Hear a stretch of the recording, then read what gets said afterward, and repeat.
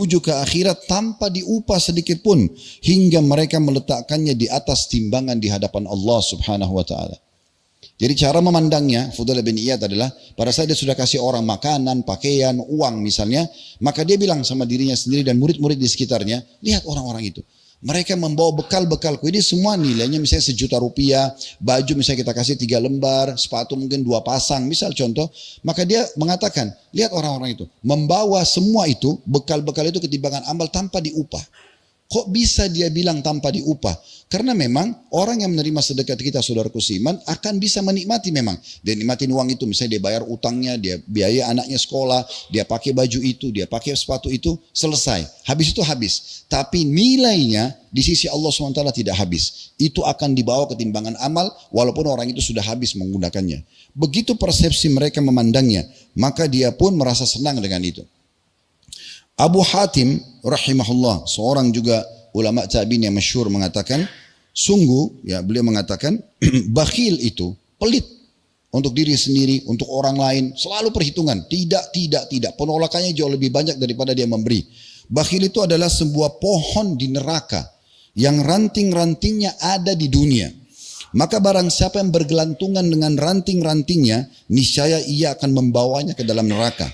Dan ketahuilah, kedermawanan sebuah pohon di surga yang ranting-rantingnya ada di dunia. Siapa yang bergelantungan pada ranting-rantingnya, maka niscaya akan membawanya ke surga. Dan ketahuilah, surga tempatnya orang-orang dermawan. Memang tempat orang dermawan, orang pelit tidak akan masuk surga. Ya. Makanya Imam Az-Zahabi rahimahullah, salah satu ulama masyhur, Anda juga bisa searching Imam Az-Zahabi. Beliau punya buku banyak sekali, diantaranya buku Al-Kabair, dosa-dosa besar. Dan beliau masukkan dalam kategori dosa besar pelit. Ya. Karena terlalu banyak dalil yang menyebutkan tentang larangan, ancaman dalam Al-Quran dan juga hadits Nabi SAW tentang masalah pelit.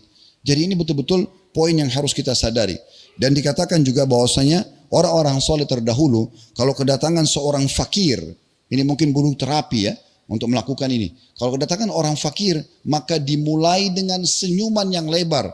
Seraya menyambut fakir tersebut mengatakan, selamat datang wahai orang yang hadir untuk membawakan perbekalan kami kepada Rabb kami.